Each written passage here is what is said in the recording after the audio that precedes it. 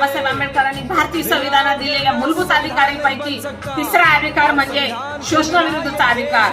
कलम 23 आणि 24 हा अधिकार आपल्याला डॉक्टर बाबासाहेब आंबेडकर यांनी दिलेल्या महान संविधानाची देणगी आहे। भारताने शतकानुशतके गुलामगिरी, अन्याय, अस्पृश्यता आणि विविध प्रकारचे शोषण सहन केले।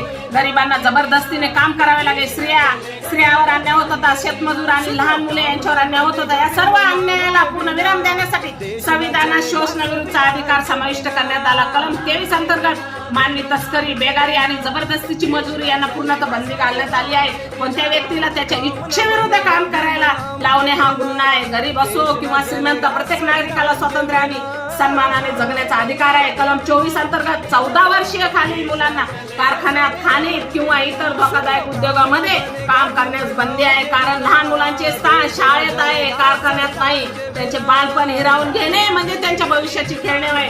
डॉक्टर बाबासाहेब आंबेडकरांनी नेहमी सांगितले होते की समाजातील शेवटच्या माणसापर्यंत न्याय पोहोचला पाहिजे, म्हणूनच त्यांनी संविधानात असे अधिकार दिले आणि वंचित घटकाचे रक्षण केले।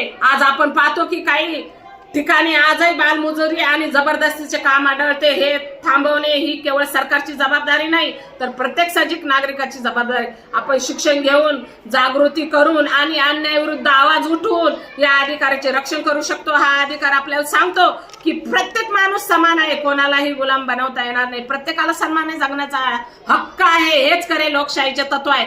शोषणाविरुद्धचा अधिकार हा केवळ कायद्याचा भाग नाही, तर तो समानतेचा संदेश देतो आणि सर्वांना अधिकाराची जाणीव ठेवून समाजातून अन्याय होणार नाही यासाठी कार्य केले पाहिजे। या कायद्याची जाणीव प्रत्येक व्यक्तीने घराघरापर्यंत पोहोचवली पाहिजे। यासाठी शाळा व महाविद्यालयात जाऊन विद्यार्थ्यांना मूलभूत अधिकाराची माहिती देऊन याविषयी निबंध स्पर्धा, भाषण स्पर्धा आणि पोस्टर प्रदर्शन आयोजित केले पाहिजे।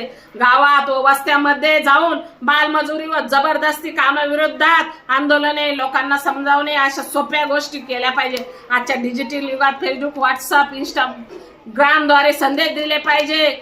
आपण जर कुठे बालमजुरी होत असेल तर या कायद्याचा वापर करून त्या अधिकाऱ्याकडे तक्रार दिली पाहिजे। हेच आपले प्रथम कर्तव्य आहे।